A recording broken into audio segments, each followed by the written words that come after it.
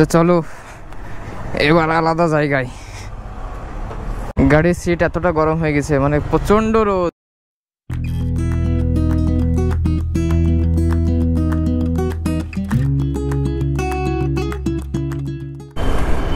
এই যে রাস্তার এই পার আর এই পার তোমরা দেখতে পাচ্ছ, এদিকে শুধু বাঙালি আর বাঙালি, আর সামনে যে বিল্ডিংটা তোমরা দেখছো এটাতেও সব বাঙালি।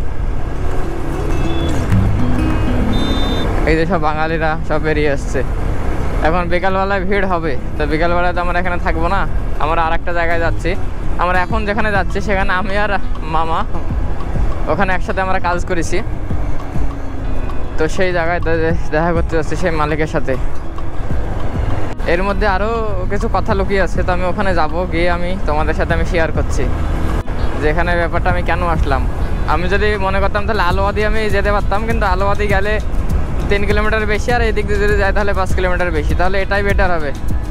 বাসে যখন আমি থাকতাম তখন আমি ভাবতাম যে এই রাস্তায় আমি কবে বাইক নিয়ে আসব, কবে বাইক রাইড করব। আর সেই বাইক রাইড করে আমার যে মালিকটা ওখানে আছে, যে দুটো মালিক, সোনি আর একটা কি সুজি নাকি না যাই হোক নাম, তাদের সাথে আমি দেখা করতে আসবো। 1.5 থেকে 2 বছর হচ্ছে প্রায় আমি যখন ভাবতাম এসব।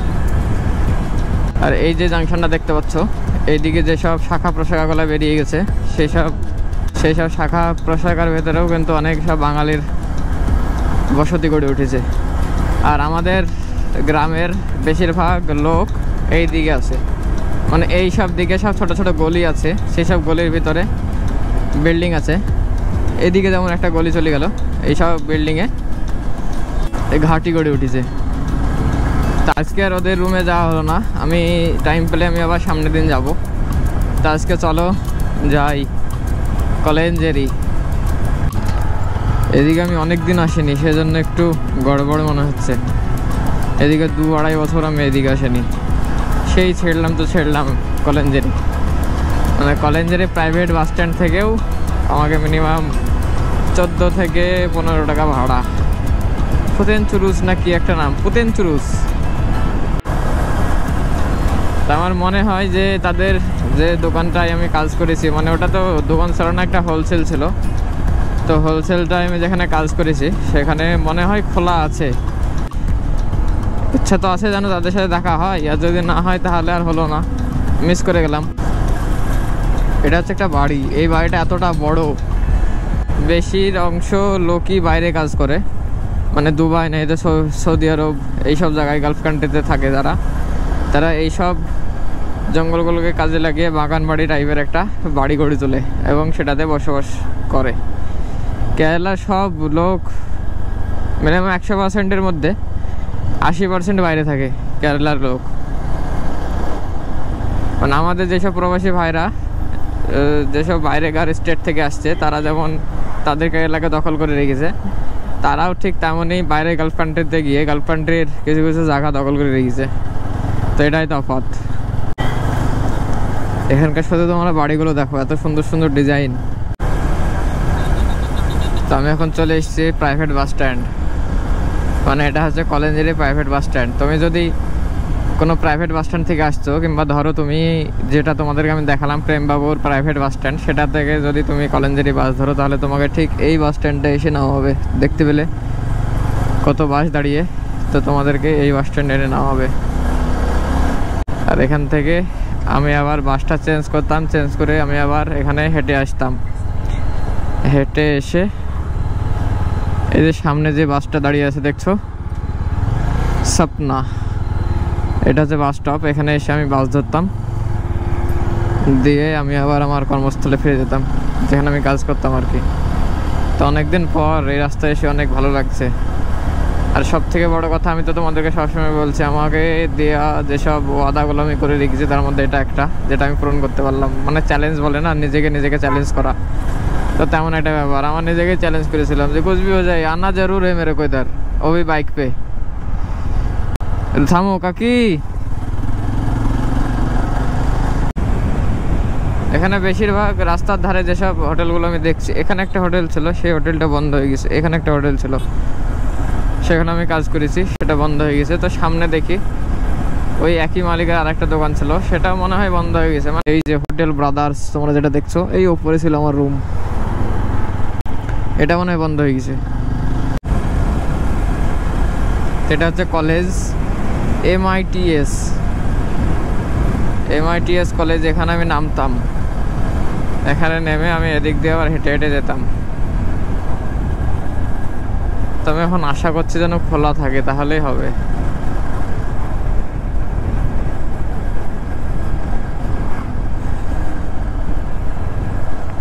ছি খোলা নাই। এই যে এখানে অনিয়ন কর্নার, আমি এখানে কাজ করতাম এই জায়গাটাই, তো খোলা না এখন, তাহলে চলে যেতে হবে। ঠিক আছে, কোনো সমস্যা নাই, অন্যদিন হবে আবার। কেরালায় তো আছি এখন আমি, কোনোদিন হুট করে চলে আসবো তোমাদেরকে দেখানোর জন্য।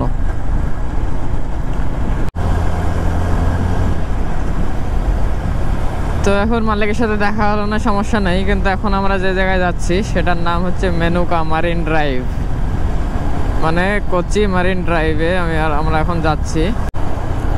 তার কারণ হচ্ছে একটাই, যে ওখানেও প্রবাসী ভাইরা ভিড় জমায়। মানে যারা প্রেমবাবু থেকে অল্প কিছু দূরে থাকে তারা প্রেমবাবুতে আসে, আর যারা এর্নাকুলাম থেকে অল্প কিছু দূরে থাকে তারা এর্নাকুলামে আসে। তো প্রথমেই ঢুকতে এত বড় বড় বিল্ডিং তোমরা দেখতে পাবা, দেখে নাও কত বড় বড় সব বিল্ডিং।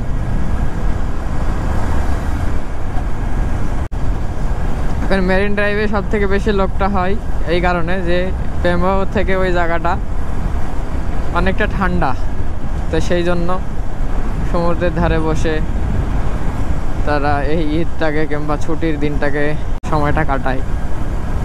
দেবার সময় কাটিয়ে আবার নিজ নিজ কর্মস্থলে তারা ফিরে যায়। আবার সকাল থেকে কাজ, ইডলি সাম্বার ধোসা। যারা যারা হোটেলে কাজ করে তারা এইসব শুনতে পাবা, যারা বিল্ডিং বা সেন্টারিং অন্যান্য জায়গায় কাজ করে তারা অন্য কিছু শুনতে পাবা। তো সামনে তোমরা দেখতে পাবা যে আমাদের যে কোচি সিটিটা আছে, কোচি সিটিটা পুরো মেট্রো রেল দিয়ে ঘেরা। তো সামনে আমি তোমাদেরকে যে ব্রিজটা দেখাচ্ছি, মনে হয় তোমরা দেখতে পাচ্ছ, সেই ব্রিজের উপর দিয়ে মেট্রো যায়। আর সেই মেট্রোগুলো কারেন্টে চলে। তো কোনোদিন যদি পসিবল হয় তাহলে আমি তোমাদেরকে মেট্রোতে গিয়ে দেখাবো যে মেট্রোর ফ্যাসিলিটিটা কেমন। এখন এই মেট্রোটা হয়ে যে কেরালার যেসব লোক কিংবা দূর প্রবাসী যারা আছে তাদের অনেক ভালো হয়েছে।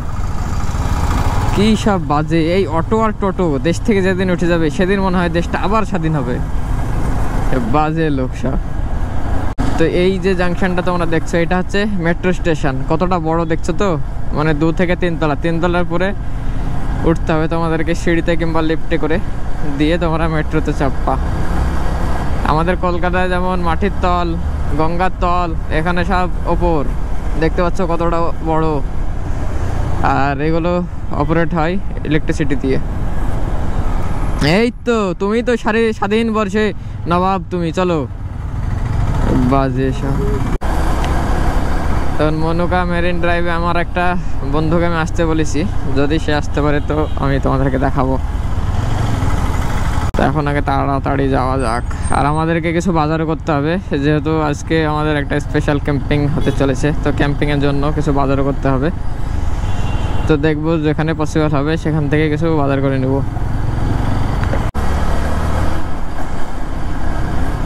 এগুলো সব কোচি। তো কোচি সিটিটাকে এক্সপ্লোর করার জন্য ম্যাক্সিমাম 2 দিন লাগবে।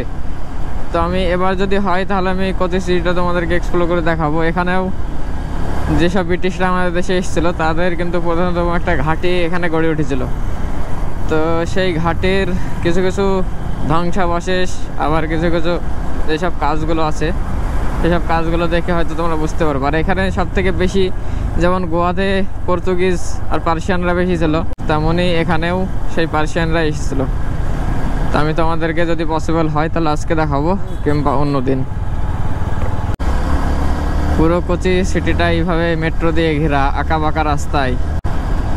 সেটার কারণে যে রোদটা আছে সেটা অতটা আমাদের গায়ে পড়ছে না, সেজন্য একটু আমি আরাম ফিল করতে পারছি। আর যদি কোনো জায়গায় জ্যাম পড়ে যায় আর সেটা যদি রোদের ভিতরে হয় তাহলে ব্যাস আন্ডা পোলাও বিরিয়ানি।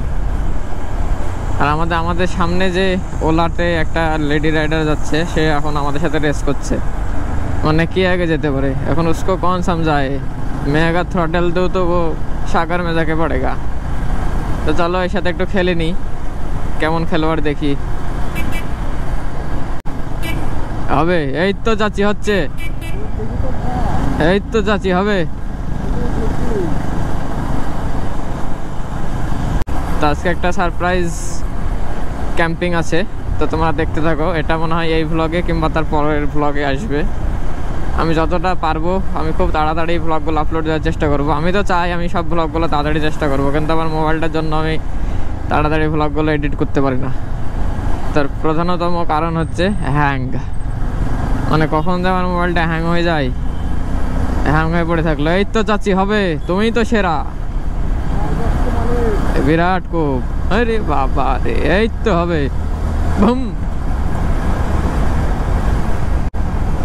এটা হচ্ছে পাওয়ার হাউস। কোচিতে যেসব পাওয়ার সাপ্লাইগুলো হয় এই পাওয়ার হাউস থেকেই সেগুলো সব সাপ্লাই হয়। আর এই বিল্ডিংটা এখনও হয়নি, মানে আমি মিনিমাম এই বিল্ডিংটাকে দীর্ঘ 4 থেকে 5 বছর দেখছি যে হয়েই যাচ্ছে হয়েই যাচ্ছে। তা আমাদের এখন সামনে হচ্ছে এই যে জ্যামের সাথে তোমরা দেখতে পাচ্ছ, তো সেটা কোনো বড় কথা না। আমি যদি ফাঁক পাই আমি তাহলে চলবো, সেটা ফুটপাথ হোক আর এমনি। মনে হয় ফেসে গেলাম, যা শেষ। আমাকে এখন নামতে অনেক অসুবিধা হবে, তার কারণ হচ্ছে আমি যে ফুটপাথের উপরে উঠে পড়েছি। ছিট ছিট ছি, এখানে এখন কতক্ষণ দাঁড়িয়ে থাকতে হবে তার ঠিক নাই। তো ওয়েট করি, দেখি। আরে দেখো দেখো সামনে মেট্রো যাচ্ছে।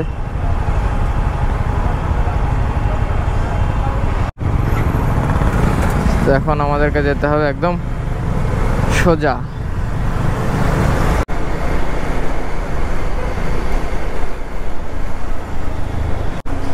এখান থেকে প্রায় আর 6 কিলোমিটার 6.5 কিলোমিটার দূরে আছি আমি।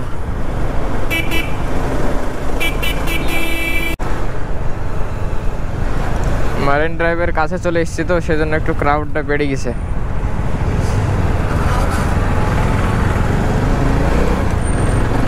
তো তোমরা হয়তো এদিকে সব দেখতে পাচ্ছ, সব নৌকাগুলো দাঁড়িয়ে আছে। এগুলো সব তেলের জাহাজ বা তেলের লঞ্চ। এখান থেকে সব তেল ওঠায়, আমি যত জানি আর কি।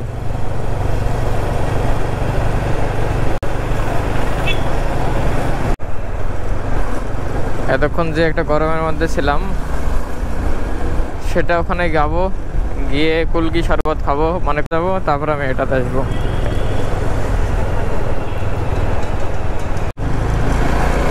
তো এই যে সেই জায়গা যেখানে আমি আসবো বলছিলাম, মারিন ড্রাইভ। এটা হচ্ছে সর্বপ্রথম কোচি মেরিন ড্রাইভ। আর এখানে তোমরা ভিড়টাও লক্ষ্য করতে পারছো যে কতটা ভিড়। আর আমি এখানে বাইকটা রাখবো না, আমি বাইকটাকে রাখবো গ্যারাজে। তো ওখানে রাখলে আমার বাইকটা একটু সেফ থাকবে। তো তারপরে তোমরা যে সুভাষ বোস পার্কটা তোমরা দেখলা, সেটা পরে করা হয়েছে, কিন্তু সব প্রথমে যেটা সেটা হচ্ছে এইটা। পার্কিং করি, দিয়ে তারপরে যা করার করব। কিন্তু এখানে তো সব, হ্যাঁ এই জায়গাটায় রাখবো, 2 গাড়ির মাঝে। তখন আমি আমার ভ্লগিং সেট আপে সুইচ হচ্ছে, দিয়ে আমি তোমাদেরকে সবগুলো ঘুরিয়ে দেখাচ্ছি।